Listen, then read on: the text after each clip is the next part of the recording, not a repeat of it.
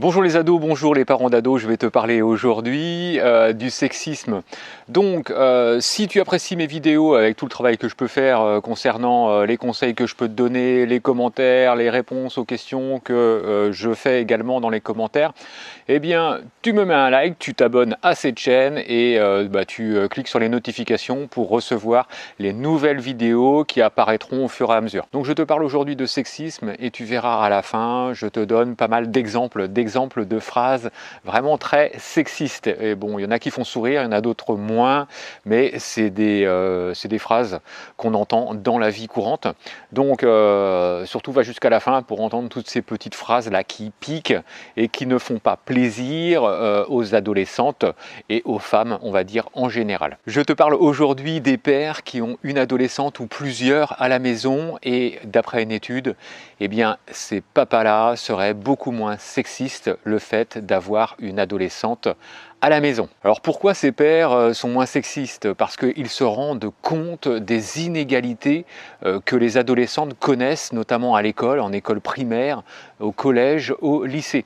Aujourd'hui, la société, on va dire, essaye de combattre, et elle réussit malgré tout, parce qu'on voit qu'il y a quand même eu une sacrée avancée, les injustices qui sont faites aux femmes lorsqu'elles sont traitées, on va dire, par les hommes. Le fait de vivre, on va dire, de près ces inégalités que les filles et jeunes femmes rencontrent, comme je te le disais, au primaire, collège, lycée, eh bien, est une véritable prise de conscience des pères. Grâce à cela, nous voyons aujourd'hui les effets, notamment que l'homme n'est pas celui qui travaille pour ramener l'argent et la femme doit rester à la maison pour s'occuper des enfants et du ménage. Je te donne toujours des exemples par rapport à ma propre vie. Moi, je me suis arrêté, je me suis mis à mi-temps au niveau de mon travail pour pouvoir garder mes enfants. Et j'étais à mi-temps, c'est-à-dire que je n'allais pas au travail le matin. Ça me permettait de ne pas les réveiller pour soit les emmener dans une crèche ou soit les emmener chez une nounou. Ils pouvaient se réveiller à l'heure qu'ils voulaient. Et c'était très très bien. Parce que, bien, on sait très bien que les enfants, quand c'est la période, quand ils sont tout petits, bébés, eh bien, la croissance se fait par le sommeil. Le sommeil est très très important. Donc quand il faut les lever à 6h30, 7h, 7h30 le matin pour les emmener donc dans une garde, eh bien c'est compliqué. On a du mal, on va dire, à les réveiller et nous on s'est dit c'est pas possible, on ne va pas les réveiller. Donc je m'étais mis à mi-temps et c'était très très bien et pour nos enfants et puis pour nous parce qu'on a pu profiter de nos enfants. Donc ce qui veut dire que, eh bien, dans mon cas personnel, c'était l'homme qui restait à la maison et mon épouse, eh bien, partait travailler la journée. Les hommes d'aujourd'hui modèrent leurs paroles concernant les femmes et ça c'est une belle avancée. Il y a encore du chemin à faire parce qu'il y en a encore certains qui maltraitent, on va dire, les femmes.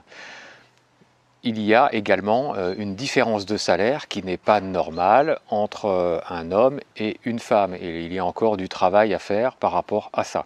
D'après une étude, les papas donc d'adolescentes ont désapprouvé les croyances sexistes par rapport aux papas des garçons. Quelles sont ces croyances? C'est les filles ça chouine tout le temps ou les filles sont beaucoup plus sensibles. Les filles, ça pleure pour un rien. Concernant les femmes, c'est « oh bah dis donc, il y a une épidémie de grossesse en ce moment », donc là on dévalorise un petit peu la femme, ou il faut arrêter de recruter les femmes parce que ça n'arrête pas de faire des enfants et donc c'est compliqué. Ah bon, une femme ça peut être chirurgien, donc voilà, c'est plein de petites phrases comme ça, sexistes. Alors ça c'est surtout pendant les matchs de foot à la télévision, tu peux pas aller me chercher une bière chérie. Donc là c'est vraiment très très réducteur. C'est également les filles lorsqu'on les cherche en discothèque, c'est du genre en même temps elle est bourrée donc elle l'a un petit peu cherché, quelle allumeuse. Alors après, il y a les insultes. Bon, là, je ne vais pas rentrer dans les insultes parce que bon, j'aime pas du tout ça. Donc, on a d'autres phrases qui sont faudra pas t'étonner que tu te fasses violer. Tu es une fille vulgaire. Tu te comportes comme un mec. C'est bon, maintenant, vous avez le droit de voter. Donc, arrêtez de nous embêter. Pour pas dire emmerder. Alors, on a aussi quelque chose qui pique. C'est t'es vraiment blonde, toi. Ou sinon, on a aussi tu as tes règles ou quoi? Et j'ai déjà entendu, j'aime pas les filles, ça fait trop d'histoire. Donc pour toutes les femmes, les jeunes femmes, j'ai quelques petites réponses croustillantes à faire aux hommes. Si tu as un homme qui te dit chez moi c'est l'égalité, je fais la vaisselle, eh bien tu lui répondras, eh bien on en parle du ménage, on en parle du repassage, on en parle du linge, on en parle de faire les courses, on en parle de passer l'aspirateur, on en parle de faire de passer la tondeuse et j'en passe. Donc, et d'aller chercher les enfants à l'école et de les emmener aux activités extrascolaires. Là, on peut en dire vraiment pas mal. Et là, je peux te dire que ça peut percuter dur parce que des cartouches, tu peux en envoyer. Alors, une aussi que j'adore, on m'a dit que vous étiez lesbienne, ce n'est pas possible, vous êtes bien trop jolie. Et à toi de répondre, c'est marrant, on m'a dit que vous étiez un bon coup. Et j'ai aussi pensé que ce n'était pas possible. Alors là, celle-là, je l'adore. C'est l'homme qui dit « je te trouve mieux sans tes lunettes ». Et là, tu réponds « moi aussi, je te trouve mieux sans mes lunettes ».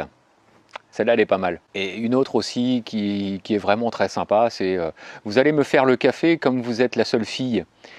Et la fille qui répond « vous savez, depuis Georges Clooney, on n'a plus besoin d'être une fille pour faire un bon café ». Et celle-là, elle est pas mal. Donc, en tout cas, eh bien, j'espère que ces réponses t'auront donné, on va dire, quelques... tu vois, ça te donne des exemples un petit peu pour répondre. C'est répondu vraiment gentiment, sans méchanceté, mais ça part bien, c'est du tac au tac. Donc, en tout cas, les filles, battez-vous, surtout ne vous faites pas rabaisser par les hommes. Défendez-vous, surtout pour être considéré de la même manière que les hommes, notamment au niveau des salaires. Moi, je trouve que c'est pas normal qu'une femme gagne moins qu'un homme pour un travail qui est égal. Donc, restez comme vous êtes et puis tout ira bien, quoi. En tout cas, vous avez le soutien de beaucoup de papas, de beaucoup de jeunes hommes. Mes ados, moi, ont été élevés sans faire de sexisme. Bon, il faut dire que, voilà, moi je suis dans ce cas-là, c'est-à-dire que j'ai une fille ado, ça a été la première en plus. Donc, voilà, j'ai vraiment considéré la chose et de faire en sorte que ma fille, eh bien, soit à l'égal des garçons. Et je me suis toujours battu pour ça. En tout cas, j'espère que vous allez passer une bonne fin de journée et je vous dis à la prochaine. Ciao, ciao!